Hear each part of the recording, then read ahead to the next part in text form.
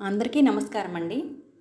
అమ్మవారి అష్టాదశ శక్తిపీఠాలు ఎక్కడ ఏర్పడ్డాయి, ఎందుకు ఏర్పడ్డాయో తెలుసుకుందామా? పురాణాల ప్రకారం దక్ష మహర్షి కూతురు అయిన పార్వతీదేవి శివుడిపై మనసు పడి తన తండ్రి మాటను కాదని శివుడిని వివాహం చేసుకుంటుంది. అయితే శివుడంటే ఎంతో అసహనం ఉన్న దక్షుడు ఒకరోజు యజ్ఞం నిర్వహిస్తాడు. ఆ యజ్ఞానికి శివుడికి ఆహ్వానం పంపించకపోయినా పార్వతీదేవి వెళ్ళడంతో ఆమెకు ఎన్నో అవమానాలు ఎదురవుతాయి. ఆ అవమానాల్ని భరించలేక తన తండ్రి నిర్వహిస్తున్న యజ్ఞంలోకి దూకి పార్వతీదేవి చనిపోతుంది.